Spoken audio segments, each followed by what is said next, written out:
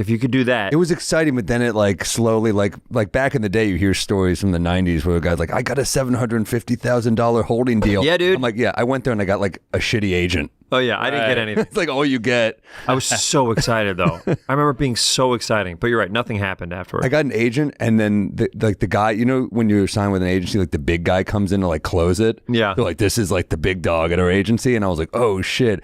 And then I was like, so that guy's my agent? They're like, yeah. and then I was like, whatever happened to Fred? They're like, oh, he left. He just went to another agency. Yeah. So I'm like, within signing me, like 2 weeks later, he went to like UTA. I'm out of here. I'm gone. I was like, he was like the guy. That's so fun. I was that stupid. We have a friend who, I'm not going to say his name, but he did Montreal and had a bad set and lost his manager. No. So he went to Montreal and lost industry. Wow. Lost representation. Jesus. I've never heard of that before. Yeah. He must have been really bad. He's good. He just it was like one of those industry nights where they're all in their Blackberries, no one's listening, and he just tanked, and they're all there to see one hot guy.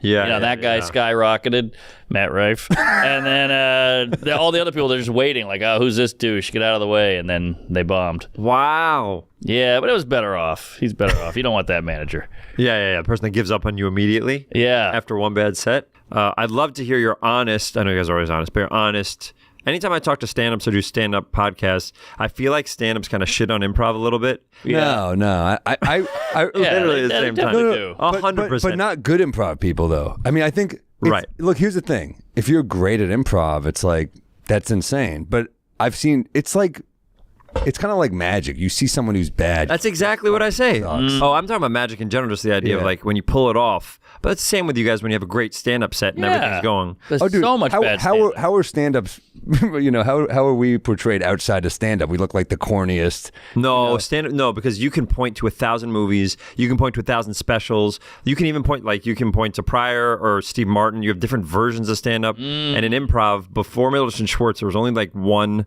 real special out there. And then there's a documentary on a team called TJ and Dave, who are great. But it was a doc kind of, and the other one was like Ass Cat, which was a UCB show, but it was on Bravo and it was shot different. So it wasn't really what they do. So like, we never had something we could point to, like a Kevin Hart special. Or we had Who's Line. I know that's super mainstream. But that's short form. I do that totally different. So that's like, it's like quick little jokes as opposed to like... So you're like building something. Yeah, like we do. So if you ever watch a special, it's an hour and a half, like almost a play. We do an entire hour. We talk to an audience member for 10, 15 minutes. For Ben Schwartz and Friends, what I did this year was I asked the audience, tell me about the most exciting day or night of your life. And people raise their hands, and we pick someone that doesn't seem fucking bananas. And then we ask them, they tell us a story about the most exciting day or night of their life.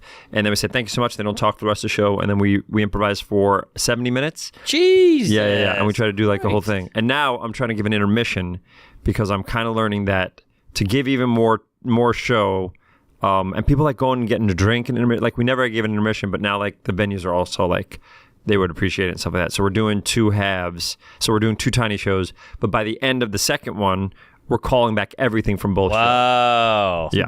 Are you ever up there when you're like, are you ever like, no, that's bad. Give me someone else? When I'm interviewing the audience, all the time. Yeah. Because I can also tell when, like, if they're telling us a story, like there's an example of, I was like, tell us the most exciting day in our life. And the guy's like, it was in Chicago. We're playing the Chicago Theater. And he goes, dude, when the Cubs won the World Series, I was like, amazing. Were you there? He's like, nope, I watched it on my TV. And I was like, okay, did anything happen? He goes, I watched the game, my man. And I was like, well, we have to do this for an hour and a half. We need like, tell us a story or like, you know, right. Who are you around or blah, blah, blah. So it's like, so I learned really quick. Like, oh, this isn't going to be good, or this person's really excited and not really doesn't have anything to say, but I'll like politely go to someone else. But the most I'll go to is probably 3 people or something like that. And then I'll be like, all right, we got to figure out something from these 3. Have you ever had one of those, because you've done a million shows, I assume. Yeah. You ever had one of those ones like, there's good, there's great, and then one is just magic. Yes. Everything just comes together. I did improv for like 10 minutes. And did even you? I had somebody told me if you're going to do stand-up, you should do an improv class just to learn how to This riff. is great. Where'd you take an improv class? The Pit. Yeah, I performed at the Pit when I first started. Who's your teacher? Nice. He was an old kooky guy. Armando Diaz. Maybe. He's not kooky, but he's like the veteran over there. He was not. He was low bar. Oh, I don't he's even like know. the guy that like their forum's named after Armando Diaz. Yeah. Okay. This like guy. amazing. He's intro. He probably was an intern that they gave us, but it was bad. But first thing I noticed was improvisers are supportive. Comics like, get out of my way, you piece of shit. Open mics at stand-up were like, they're just not listening. Like, Ruthless. The guy I tour with, who's like now one of my best friends, Barack Obama. Barack Obama. Yeah. We started out, bad, but no, my friend Gary Veter just saw me spacing out during a open mic set at Maui Taco, and he goes, "This fucking asshole's not listening." That's how I met him.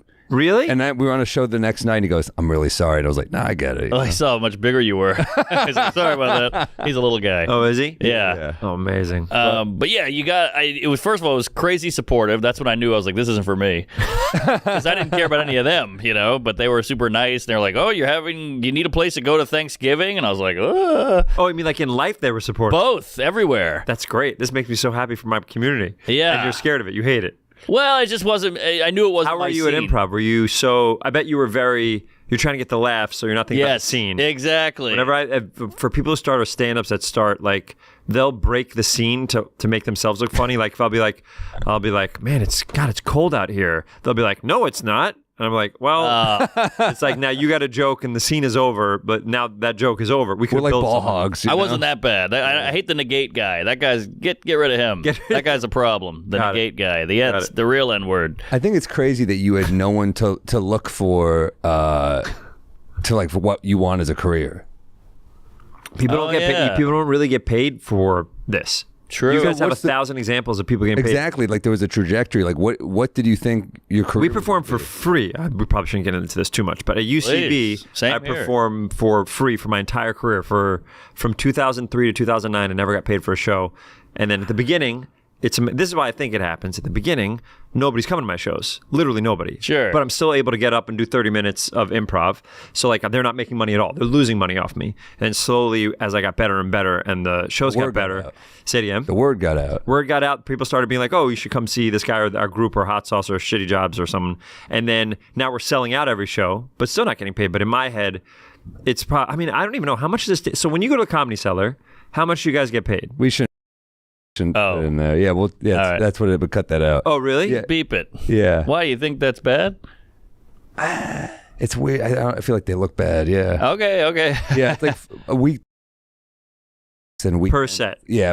Weekend. And then you guys will try to fit in a bunch of different Do a sets. few. Of yeah. But I think the deal in our head at this point is like we're trying shit. Yeah. When you're starting out, that you got to kill every set. Yeah, it's got to be so much pressure. You must have been way more nervous before than now because you can bomb and not care now. 100%. You still care, but still hurts. It still feels bad. Yeah. But it's like you look. Did I get a new bit? Like we were honing a joke, a joke set for like a week for this roast. Yeah, and we were really like.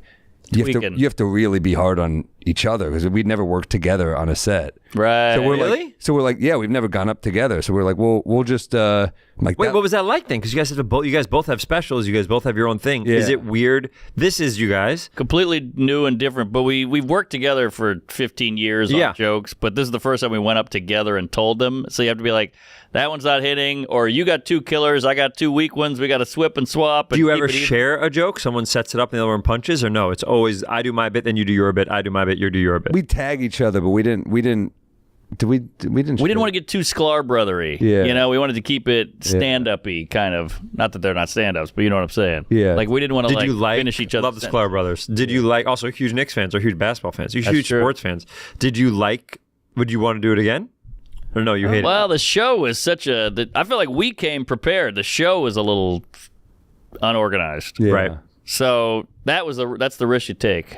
Right. I think we could do it again if we wanted to. Yeah. It was a good secretly experience. hate each other? Yeah, it's Completely. rough. Well, You've barely looked each other's in the eyes. I can't look people in the eye. That's really me, not him. Yeah. Why not?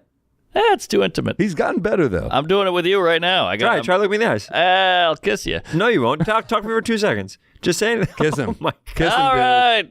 Why? What does it feel? It just feels like. What are we gonna hug? Are we gonna? We're talking to each other. Well, I'm listening. if I look in the eye, I'll listen less. When you do stand up, where do you look? Right over the head. Never look at anybody in the eye. Well, that's different because I think when you look at the audience, they go, ha ha. Yeah, I agree with that. I don't want to force a laugh. I hate when I see the audience. Yeah. I love when it's totally dark. Same. I love when I hear for me, if it's like a big show, I come out after all these shows. I've probably done 2,000 shows by now, but it's like after all these shows, like I'm not nervous anymore unless it's like a big one, like unless a biggie is coming up. But I'm always, whenever I get my first laugh, I'm fine. I'm so comfortable. I just to know, like, oh, okay, we're here, we're gonna have fun. And I feel like a part of what I do, I remember Jim Carrey used to say this also, is trying to make the audience feel comfortable. So it's like at the beginning when I come out there, because for improv, they're going to make it all up on the spot. It could bomb. Oh my God, I'm nervous for these guys. I come out, I talk to the audience for 5 minutes, just talk to them. And then I invite the people I bring on my show, which is 3 people, whoever I change it per show. And then we all talk to the audience. And then I do the interview. And now everybody's fucking calm. The audience knows what's going to happen. They're relaxed. We're relaxed. And then we do the show. And it always helps.